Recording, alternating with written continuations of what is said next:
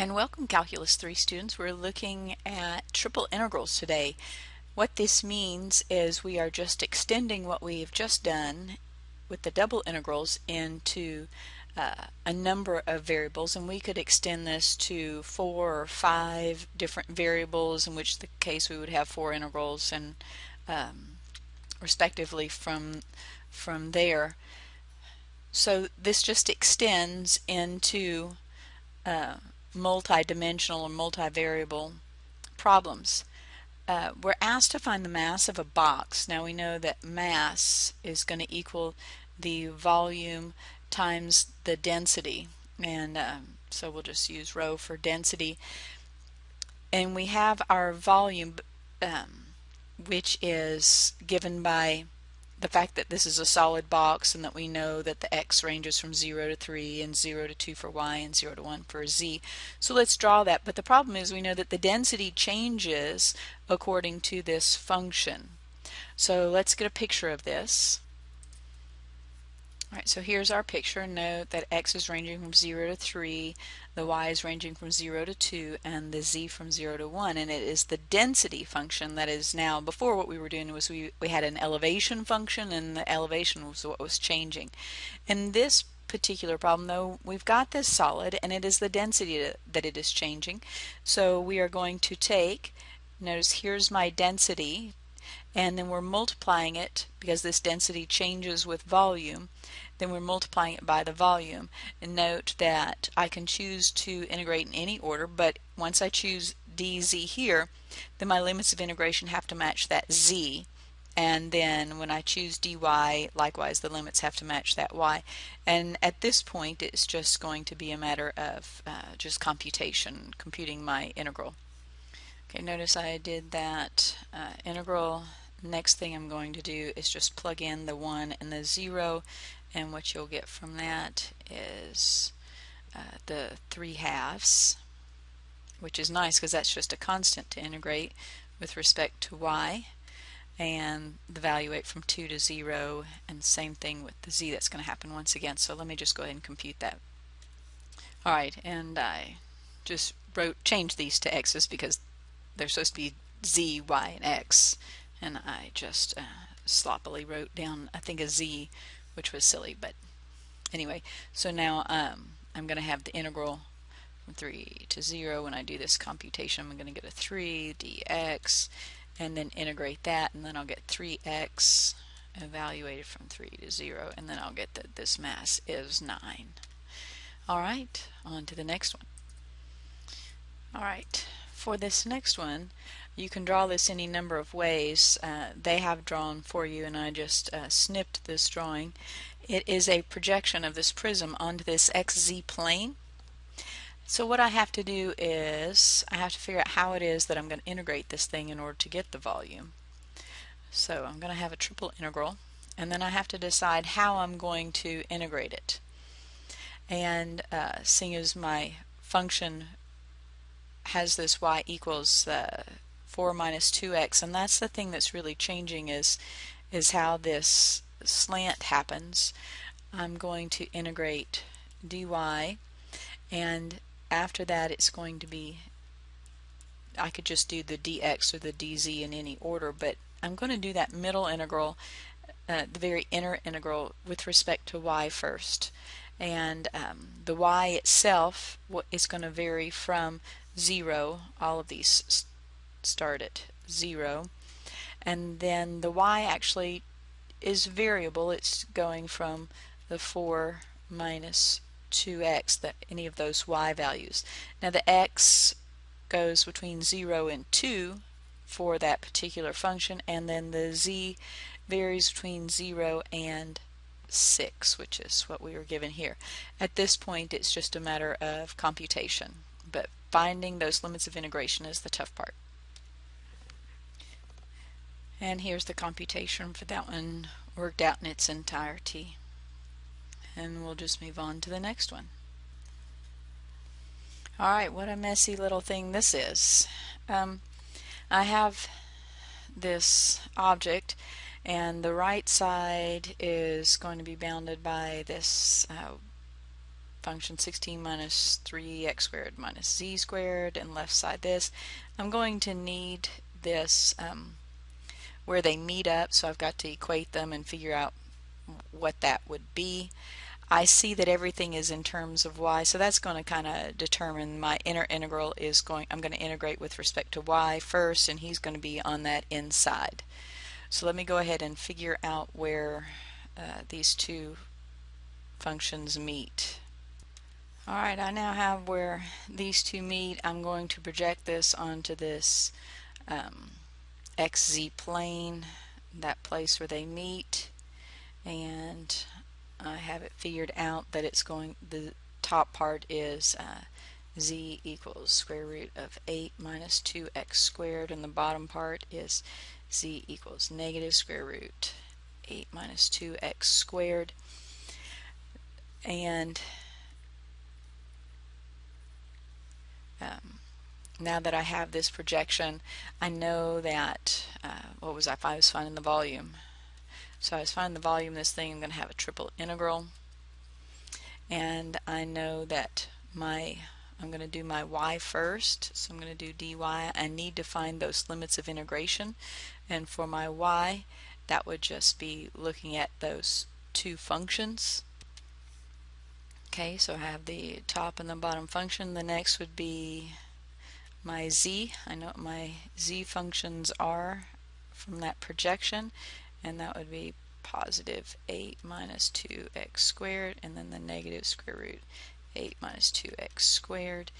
And then my x would then just be varying in between, and I need to figure out what it would be to cover all of this projection here. So let's get those numbers. When I'm trying to figure out what this x would vary from, where's that z equal to 0 right there, because this is going to be its top, and then over on this side is going to be its bottom. So if I look at this, I see the place that would make z0 would be where x is 2 and then negative 2, and now it's just a matter of doing my integrals. Alright, just moving on with my integration here, using my limits of integration. This one was pretty nice because then it was just y, plug in those limits of integration, subtract, just collecting like terms. Now I'm going to integrate this with respect to z and then plug in my limits of integration. Chugging right along through this thing.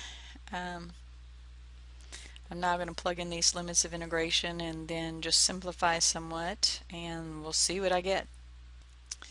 Oh my, what a mess this is. I do have that common square root of 8 minus 2x squared in there, so I may end up trying to pull some of that, so let's just see what I get. Okay, well everything was doubled, so that made that part easy. So let's try to see what happens when I factor out this common square root of 8 minus 2x squared thing. Well, that's looking a little nicer. I'm going to play with it some more. Oh, wow. I'm going to take a 2 out of here so that it'll match up to that guy. Alright, this is getting closer to be able to integrate. I think I am going to try to take a 2 out of here, and then I think I'll be able to integrate this thing as it sits. So if I try to take that 2 out, it'll need to be in the square root form, so I'll be taking that out. Okay, I finally have something I can integrate. I will need to, as lovely as this is, I will need to then do trig substitution and let x equal 2 sine theta. That means that dx equals 2 cosine theta d theta. And so I'm going to do that substitution. Alright, just rolling right along here doing my trig substitution. I'll pull the 4 out here. That's going to be 1 minus sine squared, which is going to be cosine squared. And then I'll see what I have from there. And I'm going to throw some of these constants. I'm going to take this 4 and it'll be the 3/2. I'll pull it out front. I'll pull that 2 out front. See where I'm at. Alright, looking kind of pretty there. I'm going to use my reduction formula for trig, so I'm going to do this cosine to the fourth power, and then I'll get back with you. Alright, now you'll notice the limits of integration I didn't deal with until I got to the end here, and I did have to figure out what those thetas would be. They were in terms of x, and I would need to figure out what they'd be in terms of theta, so I just went back and did that, and I found that the top theta would be pi over 2 and the bottom theta would be negative pi over 2, and I'm still rolling on this. I'm getting ready to plug in my limits of integration. Of course, cosine at that point is going to be 0, so this first term is going to wipe out, so I'm going to see what I have left here. Alrighty, and we're finally there.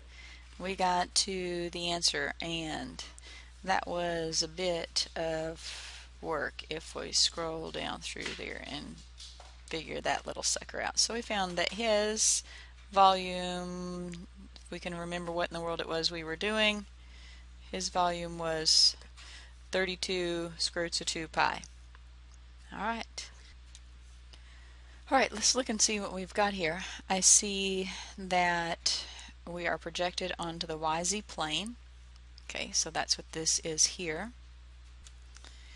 We know that because our inner integral is with respect to x. So let's look at our lines on this plane now. Alright, and I note that my z is just going to vary from 0 to this 4 through to pi. That's what this value is here. And my y is then integrated from 0 to z, so I know that I'm looking at the line y equals z. And same goes with my x. My x is looking at the plane x equal y and the plane x equals z as limits of integration, so that's why we have these two planes sitting here for what the x is varying in between. And then there's just some function in here that we are integrating with respect to. So obviously this is going to be quite messy to try to integrate, because I am trying to integrate with respect to x, and this would get quite messy. So we're going to try to integrate it in a different order and see if we can make it reasonable. Now this sine x to the fourth, I'm not real crazy about that. It's going to be quite a mess. So what I have to do is decide, do I want to integrate with respect to y or z first? And that is going to tell me which plane I'm projecting this onto. And the only thing we can do is just try here. So let's look at this. If we try to integrate this with respect to y first, what this means is we are now going to be projecting our d onto the xz plane, and that would be our region R. So let's look and see what these limits of integration would be if we did this. Alright, from that xz plane, now I can see that my limits of integration of my y are going to vary between 0 and before it was on that, it was on, for the y it was on from 0 to z, and that actually it changes from 0 to z to now 0 to x on this projection. And let's just go ahead and try to go to x next, because if I integrate this y and get a cube, then I'm going to be able to integrate this guy here. My limits of integration for x are now going to change from 0 to, before they were y to z, but now that projection changes and now it's from 0 to z. And my limits of integration for my z don't change, because they still go from the 0 to that crazy fourth root of pi deal there. So let's give this a whirl, and if it doesn't work we can try something else. This becomes rather pretty, because if I let u equal to x to the fourth, du equals 4x cubed dx, and I've got that sucker just sitting right there, so I'm going to do that. I could go ahead and change my limits of integration and say, while I'm doing this, and just say that x equals 4 through a u. That way I could plug those in. You have to admit that's kind of pretty there. This is just going to fall out nicely. I'm really happy with this. Oops, you might have noticed I dropped my z cubed. I put it back in there. So now I'm going to bring the negative out front. I'm just going to write down that this is z cubed, and when I plug in that fourth root for my u, I'm going to continue on from there. Alright, not quite as pretty as I would like, but I believe we're going to make this work. Well, that one got a little messy, but not near as messy as our previous problem. So just after you finish your integration, I did another u substitution here, and I end up with pi over 4 being that answer. For this one, we've got a block, and here's our function for the temperature of this block. And we're to find the average temperature of the block. So I'm going to go and find the volume of the block, and then we will do our limits of integration. I think this one will be pretty straightforward on those limits of integration. Let's check it out. Found my volume with a block with these dimensions. So I want to decide how it is that I'm going to integrate this thing. So let's just go ahead and do this, get this sine guy out of the way, and then we'll do dy dz. Let's write in our limits of integration for the z. 0, 1, y is 0, 2, for the x it's 0, 2. I'm going to integrate and compute. Alright, here's what I have so far. I'm going to move some constants out and see what we get from there. And I'll put in those limits of integration. Alright, I'm not sure why I keep insisting on putting the wrong one on the back end, but there, I've got that fixed.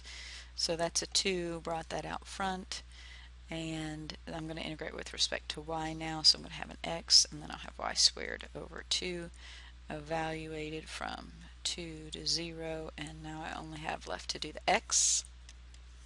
Oh, I saw that I had dropped my 2 because I wrote 125 over, and I forgot to drop the 2 when I reduced that fraction, so there you go. Now it's that. I still have my 2 there. So this is going to then be 1,000 over 2 pi, which will reduce down to 500 over pi. And that's going to be my average temperature. Alright, and I believe that finishes this section. So if you have any questions, please email me.